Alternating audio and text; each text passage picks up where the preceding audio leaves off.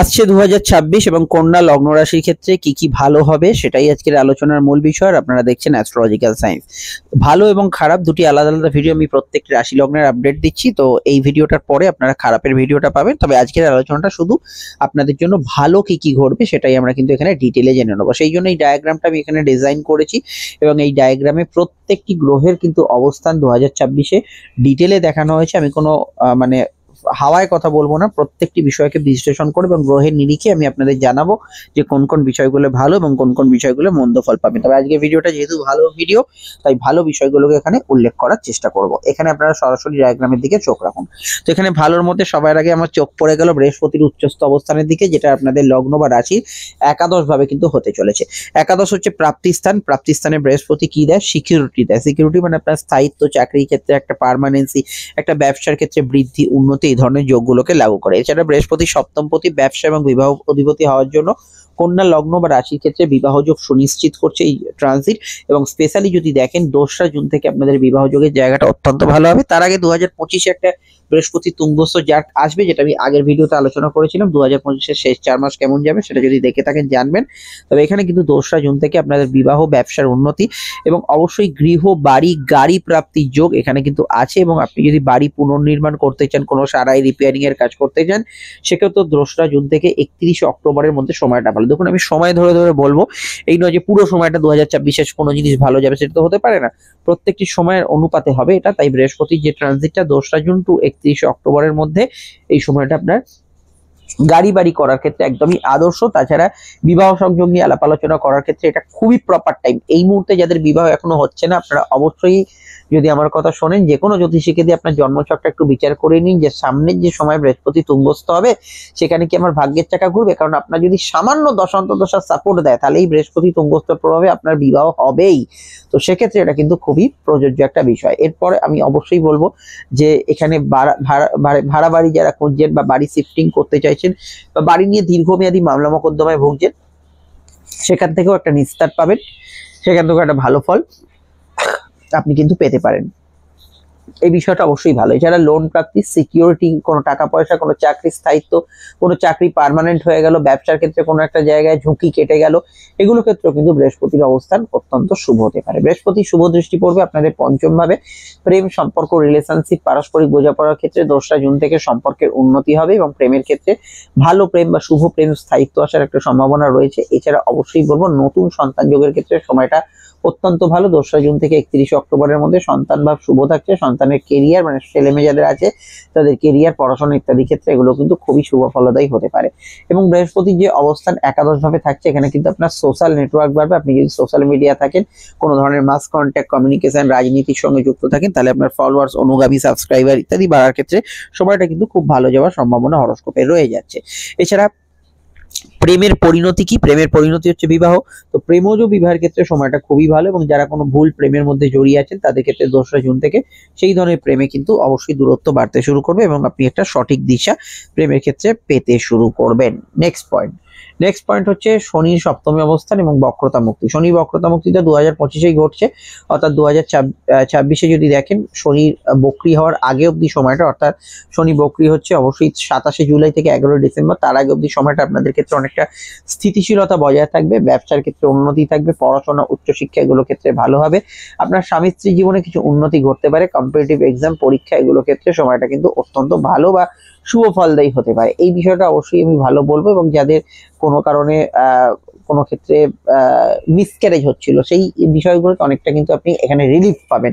এই বিষয়টা অবশ্যই কিন্তু রিলিফ পাওয়ার একটা যোগ আমরা হরোস্কোপে দেখতে পাচ্ছি আগামী 27শে জুলাই থেকে।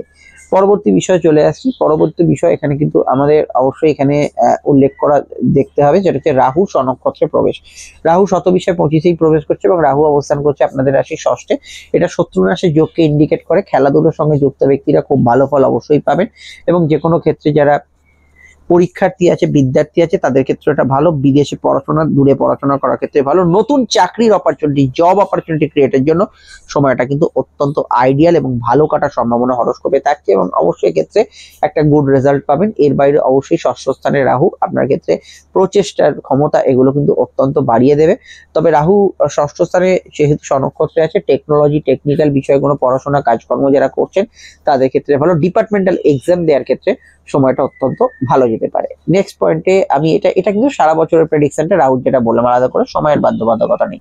নেক্সট পয়েন্টে যাওয়ার আগে একটু বলি যে আপনারা স্ক্রিনে যে নাম্বারটি দেখছেন এটা আমাদের যোগাযোগের নাম্বার। যে কোনো প্রয়োজন বা সমস্যায় আপনি এই নাম্বারে কল বা হোয়াটসঅ্যাপ করে বুকিং করে আমাদের সঙ্গে যোগাযোগ করতে পারেন। কনসালটেশন আপনি ফোনে নিতে পারেন, আসতে পারেন চেম্বারে, যেটা আপনার সুবিধা হয়। প্রত্যেকটা ক্ষেত্রে আলোচনা দীর্ঘ, বিস্তারিত, সময় সাপেক্ষ ডিটেল পাবেন এবং 100% গোপনীয়তা মেনটেন করে আলোচনাটা পাবেন, যেটা আপনার পক্ষে সুবিধাজনক এবং সন্তোষজনক হবে। একদম ঘরোয়া আলোচনা। ভিডিওটি আপনি যে কোনো সোশ্যাল মিডিয়া প্ল্যাটফর্মে দেখেন না কেন, অবশ্যই আমাদের চ্যানেলটি সাবস্ক্রাইব করে পেজটি ফলো করে রাখবেন, বেল আইকনটা প্রেস করে রাখবেন, যাতে প্রত্যেকটা ভিডিও সঠিক সময় পেয়ে যান। আর আপনারা তো জানেন, আপনারা তো অনেকেই সোশ্যাল মিডিয়া আছেন, এখন সকলে আমরা স্ক্রল করতে করতে এগিয়ে যাই, খেয়াল থাকে না, তাই এটা অবশ্যই নিঃশুল্ক একটু যুক্ত রাখবেন।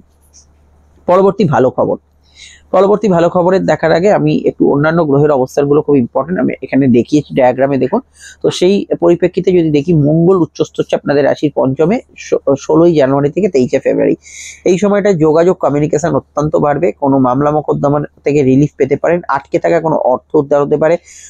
পূর্ণ কর্মফলের ভিত্তিতে, মানে আগের জন্মের আপনার যদি গল্প বা স্টোরি লাইন খুব ভালো থাকে, এই জন্মের সঙ্গে কোনো তাল মিলিয়ে থাকে, কোনো ব্যক্তির সাহায্য পেতে পারেন, সেক্ষেত্রে ভালো ফল পাবেন। স্যারোগেসি, আইভিএফ ইত্যাদি জাতীয় ক্ষেত্রে যারা সন্তানের প্রচেষ্টা করছেন সেগুলোতে ভালো ফল থাকছে।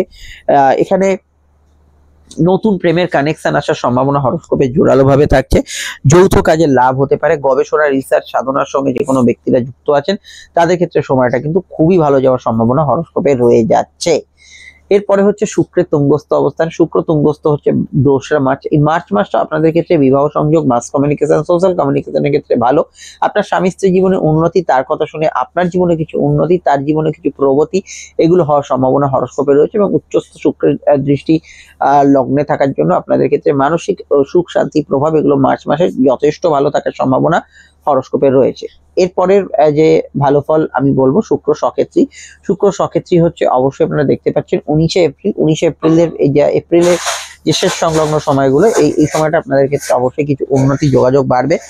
পরিস্থিতিগত বাধা দূর হবে, সেভিংস ফান্ডিং ভালো হবে, নতুন অর্থযোগ আসার ক্ষেত্রে সময়টা খুবই ভালো যাওয়ার সম্ভাবনা হরোস্কোপে আছে, এবং আর্থিক ক্ষেত্রে আপনাদের বৃদ্ধি যোগ আছে। এর বাইরে যে বিষয়টা আমি বলবো, বৃহস্পতি 11ই মার্চ অব্দি এখানে কিন্তু আপনাদের অবস্থান করবে 10মে। কর্মভাব অত্যন্ত শুভ থাকবে। নতুন কর্মপ্রাপ্তির ক্ষেত্রে, পদোন্নতির ক্ষেত্রে 11ই মার্চ অব্দি সময়টা খুব ভালো, এবং কর্মক্ষেত্রে কিছু বিশেষ উন্নতি, যোগাযোগ এই সময় কিন্তু যথেষ্ট ভালো থাকছে, এবং কাজের জায়গায় কিছু অর্থপ্রাপ্তির যোগ এই সময় থাকছে।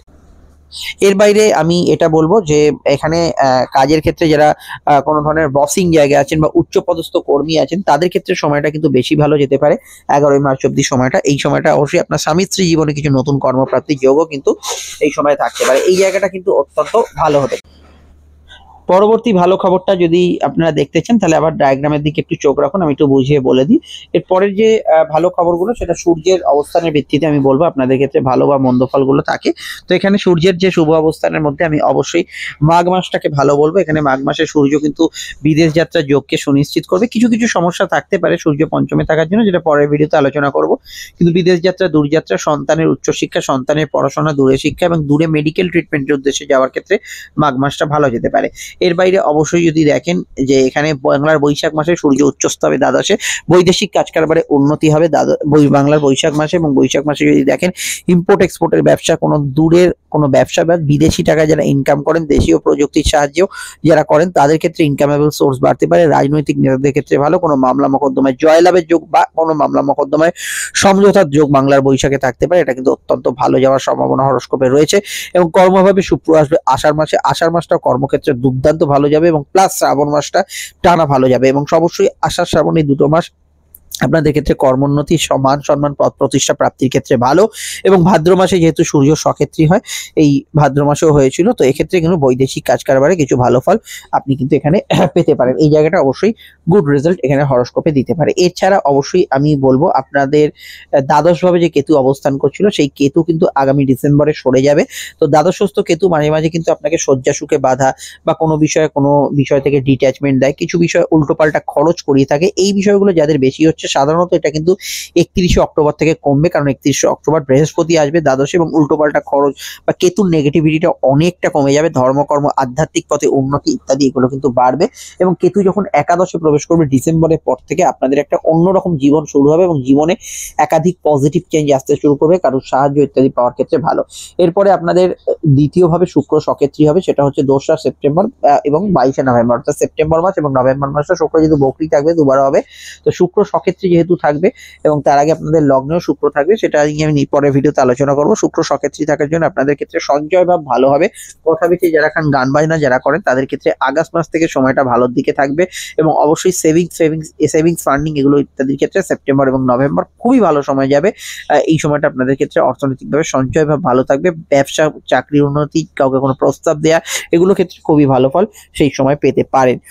এর বাইরে আমি এটা বলবো, আপনাদের লগ্নে বুধ উচ্চস্থ হবে, বুধের উচ্চস্থ হবে অবশ্যই সেপ্টেম্বর। বুধ উচ্চস্থ থাকার জন্য আপনাদের শরীরে এনার্জি, মানসিক জায়গায় অনেকটা স্ট্রেংথ এগুলো থাকবে। বুধ সক্ষেত্রী থাকবে অবশ্যই, কিন্তু জুন মাসটা যদি দেখেন, আপনাদের ক্ষেত্রে কর্মবৃদ্ধি, মানসিক শক্তি বৃদ্ধি এবং কাজের ক্ষেত্রে এনার্জি বৃদ্ধি থাকবে।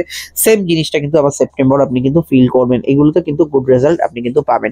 এর বাইরে ভালো পয়েন্টের মধ্যে যদি দেখেন, 2024-এ যে বিষয়গুলো ভালো হতে পারে, নতুন ব্যবসার খোঁজ পেতে পারেন, ব্যবসার ক্ষেত্রে প্রভূত উন্নতি থাকতে পারে, আয় বৃদ্ধি সুবর্ণ সুযোগ, এটা কিন্তু টানা জুন থেকে অক্টোবর থাকছে। নতুন সন্তান যোগে বেটার রেজাল্ট পাচ্ছেন কন্যা রাশি, এক্ষেত্রেও কিন্তু গুড রেজাল্ট পাচ্ছেন। এবং অবশ্যই প্রেমের ক্ষেত্রে পরিণতি, প্রেম থেকে বিয়ে ইত্যাদি হবে। এবং যারা একদমই সিঙ্গেল আছেন, কোনো প্রেমের অপেক্ষা করছেন বা পার্টনার ছেড়ে চলে গেছে, তাদের ক্ষেত্রে পুরনো প্রেম ফিরবে কিনা, এই বিষয়গুলো সুনিশ্চিত হতে পারে 2রা জুনের পর থেকে। এবং কর্মক্ষেত্রে তো বেশ ভালো ফল আপনাদের ওভারঅল বিষয় থাকছে। ভালোর দিকের মধ্যে বিদেশ যাত্রা যোগ, মানে এই বছরের শেষ দিকে বেশি চান্সেস বাড়বে। বছরের শেষ দিকে বিদেশ যাত্রা, দূরযাত্রা এগুলো কিন্তু সম্ভাবনা অত্যন্ত বেড়ে যাওয়ার একটা জায়গা হরোস্কোপে থাকছে। তবে কিছু কিছু জায়গায় আমি নেগেটিভ পয়েন্ট দেখতে পাচ্ছি, সেগুলো কিন্তু পরের ভিডিওতে আলোচনা করবো। আপনারা সঙ্গে থাকবেন, সমস্যায় বুকিং নাম্বারে যোগাযোগ করে নেবেন। আমরা চলে আসছি আজই নতুন ভিডিও নিয়ে। আর শুধু একটা কথাই বলবো, আপনারা কিন্তু এই ভিডিও ঠিক পরের ভিডিওতে খারাপ ভিডিওটা পাবেন, এর স্ক্রিনে ফুটে উঠবে, দেখে নেবেন। নমস্কার।